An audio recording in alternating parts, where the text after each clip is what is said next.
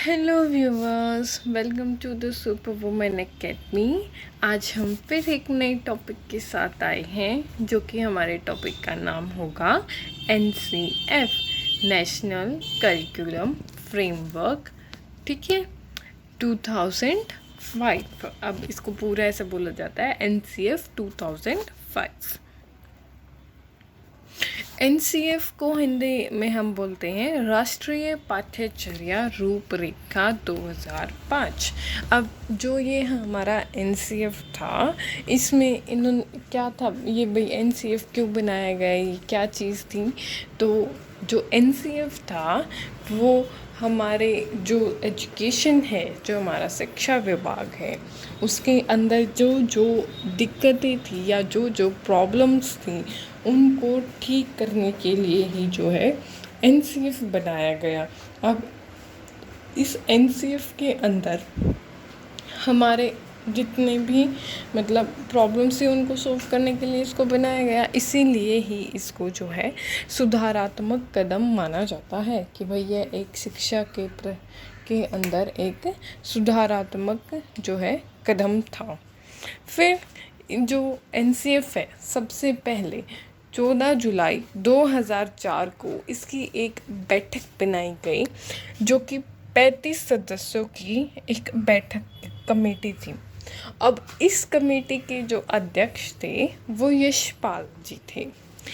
क्या 14 जुलाई 2004 को इसके मतलब NCF के रिगार्डिंग सबसे पहला स्टेप लिया गया, जिसमें 35 सदस्यों की एक कमेटी बनाई, और उसके जो अध्यक्ष थे वो हमारे यशपाल जी थे।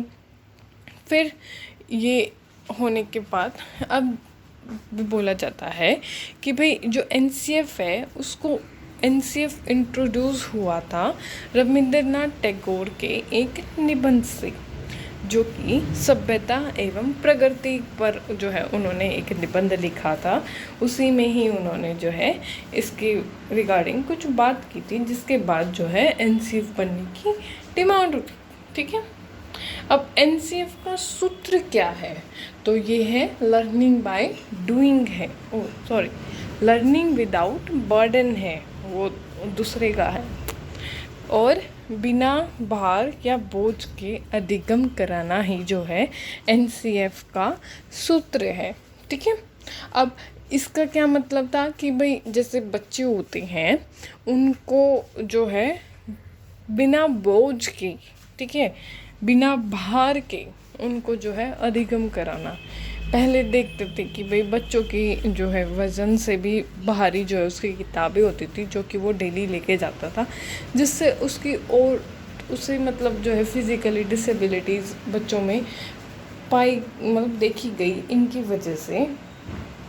इसलिए जो है NCF का जो हमने यहाँ पर जो सूत्र दिया गया था, वो लर्निंग विदाउट बर्डन का दिया गया।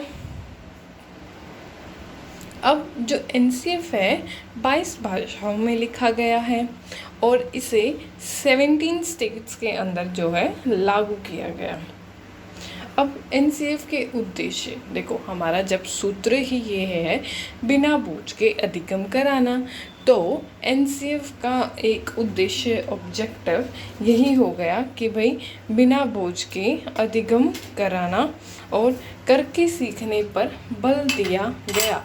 जो हमारा NCF का सेकंड उद्देश्य है, करके सीखने पर बल दिया गया। अब NCF का जो थर्ड पॉइंट था, थर्ड उद्देश्य यह था कि मातृभाषा को जो है महत्व को बताया गया।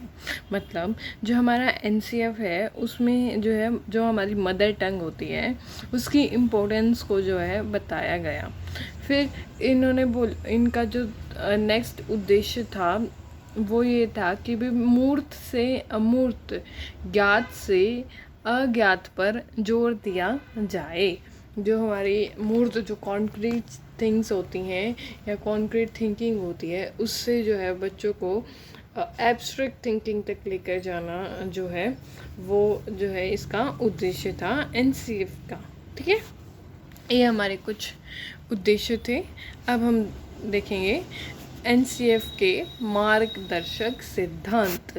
ठीक है, अब पहला हमारा जो मार्गदर्शक सिद्धांत है वो यह है कि ज्ञान को बाहरी जीवन से जोड़ना। एनसीएफ ने क्या बोला कि भाई जब टीचर है क्लासरूम में बच्चों को पढ़ा रही है तो जिस टॉपिक को वह पढ़ा रही है उसको एक्सप्लेन करते समय वो जो है बच्चे की जो बाहरी निजी ज़िंदगी है उससे रिलेटेड जो है उसको एग्जाम्पल्स देनी चाहिए ताकि बच्चा जो है ईज़िली कनेक्ट कर पाए और उस चीज़ को जो है ईज़िली समझ पाए।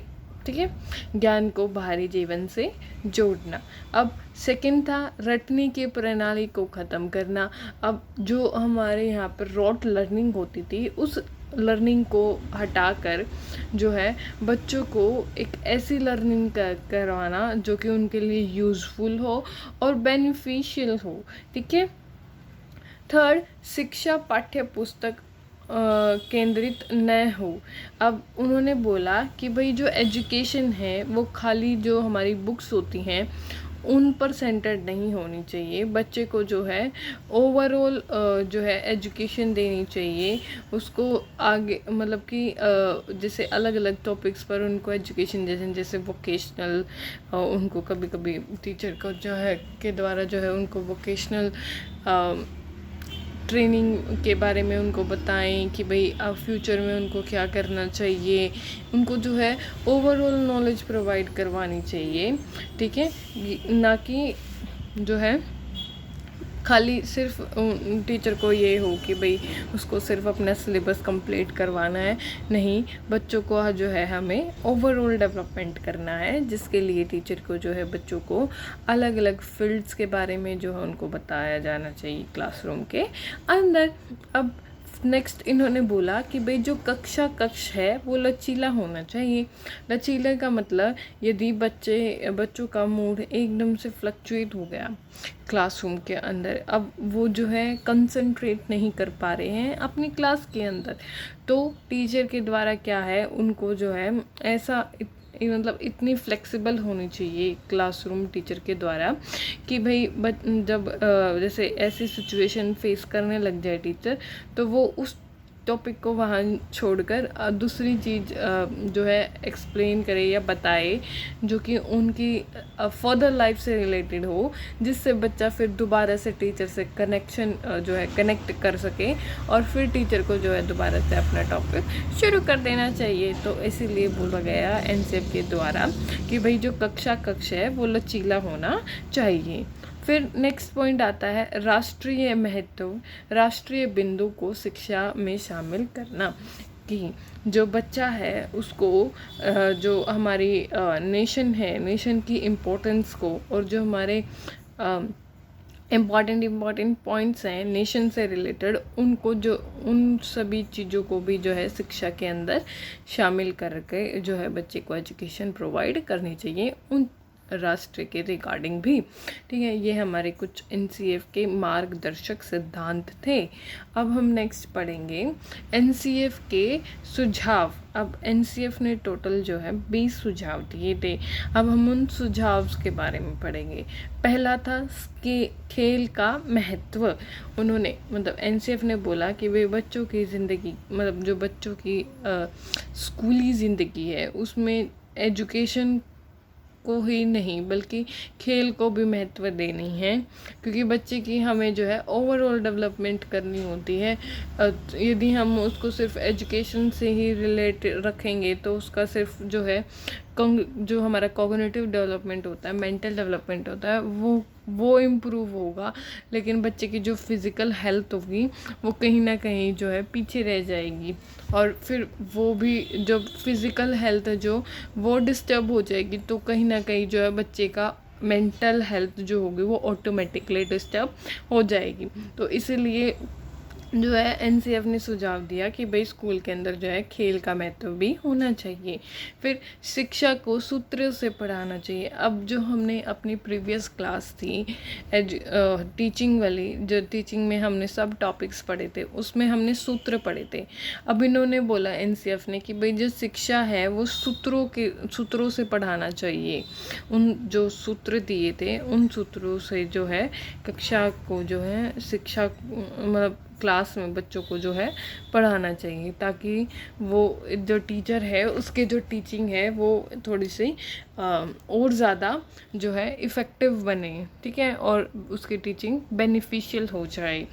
फिर नेक्स्ट इन्होंने सुझाव दिया कि जीवन से जोड़ना। अब जो भी टीचर टॉपिक बच्चों को पढ़ा रहा है अपनी क्लासरूम के अंदर, अब उस टॉपिक को जो है टीचर को बच्चों की जो लाइफ है, जो स्कूल से बाहर की ज़िंदगी है, उससे रिलेट करके उनको समझाना चाहिए।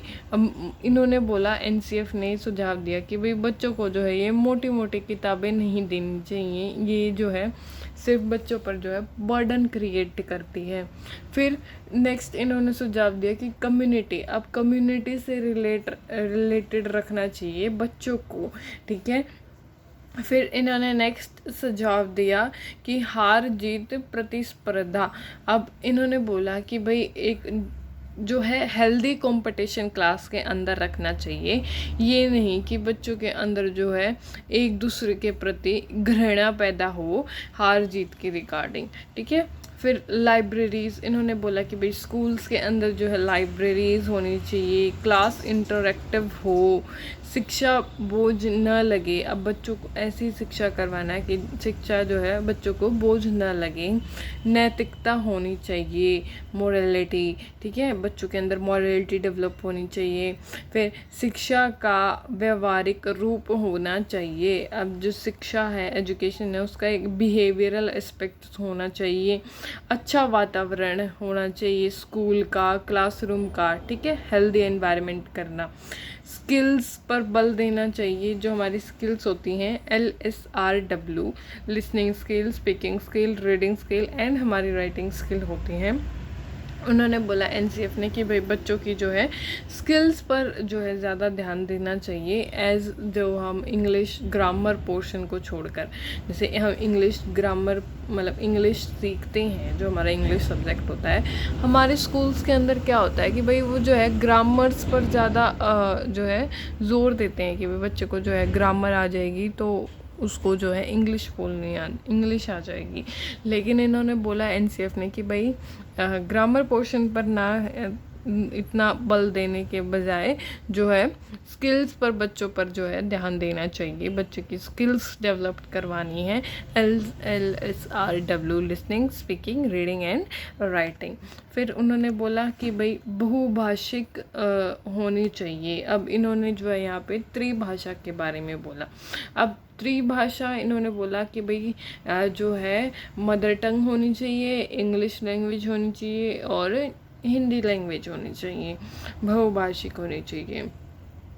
फिर हस्तशिला, अब जो हमारी आर्ट होती है, इन्होंने बोला कि भाई आर्ट भी जो है बच्चों के लिए ज़रूरी है, तो आर्ट की भी जो है शिक्षा देनी चाहिए। फिर स्वयं सीखने पर बल दिया, दूसरों से तुलना न करना, कंपैरिजन नहीं करना है बच्चे का। तार्किक चिंतन हो, ठीक है, जो हमारी एब्स्ट्रैक्ट थिंकिंग थी वो डेवलप करवानी। बालक केंद्रित स्कूल, अब जो पहले जो स्कूल्स होते थे या क्लासरूम होती थी वो टीचर सेंटर्ड होती थी। इन्होंने बोला, सुझाव दिया कि भाई वो टीचर सेंटर्ड ना होकर चिल्ड्रन सेंटर्ड जो है चाइल्ड सेंटर्ड एजुकेशन देनी चाहिए, चाइल्ड सेंटर्ड ही जो है स्कूल्स होने चाहिए। फिर नेक्स्ट जो है लास्ट है हमारा पॉइंट सुझाव का, वो ये है कि अध्यापक एक मार्गदर्शक, सरलीकरण करता, सुविधादाता, सहज करता हो। अब इन्होंने बोला कि भाई जो है टीचर एक फैसिलिटेटर की तरह काम करेगा, ना कि एक डिक्टेटर की तरह, ठीक है। एनसीएफ ने टीचर की ट्रेनिंग पर भी बहुत ज़ोर दिया है। अब इन्होंने ये बोला कि भाई स्कूल्स के अंदर यदि प्रॉपर जो है ट्रेनिंग के टीचर होंगे तो वो अच्छे से जो है अपनी क्लास को चला पाएंगे और बच्चों को जो है इजीली उनसे कनेक्ट कर पाएंगे और एक अच्छा एनवायरनमेंट भी वही क्रिएट कर पाएंगे और एक प्रॉपर और जो बेनिफिशियल एजुकेशन होगी वो बच्चों को दे पाएंगे जो टीचर ट्रेंड होंगे। ठीक है, तो इसलिए इन्होंने बोला कि भाई एनसीएफ ने टीचर्स की ट्रेनिंग पर भी बहुत ज़ोर दिया है। फिर हमारा आता है एनसीएफ के अनुसार सब्जेक्ट्स क्या होने, उन्होंने बोला कि भाई हम अपने अकॉर्डिंग कुछ सब्जेक्ट्स बताते हैं, अब हम वो पढ़ेंगे। अब उन्होंने जो है मैथ्स को बोला थॉट एंड प्रैक्टिकल होना चाहिए। ठीक है, साइंस एक्सप्लोर कर सके, साइंस किस लिए होता है कि ताकि वे बच्चे जो है एक्सप्लोर कर सकें।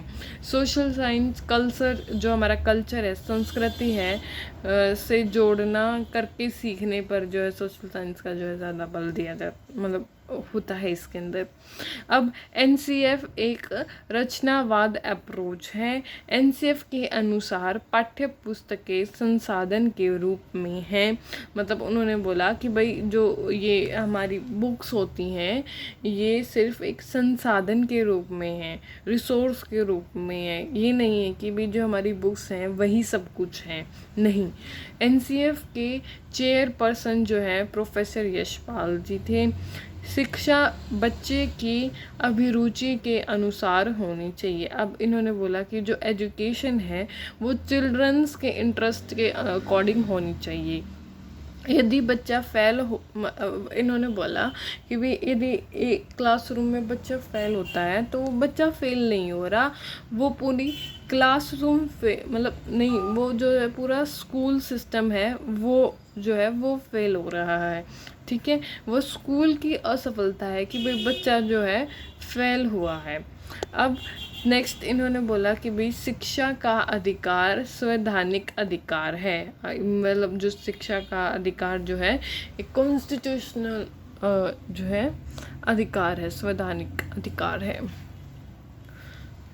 एनसीएफ की रूपरेखा एनसीईआरटी ने तैयार की है। जो एनसीएफ का जो स्ट्रक्चर है, रूपरेखा है, वो किसके द्वारा तैयार की गई है, तो वो है एनसीईआरटी के द्वारा तैयार की गई है।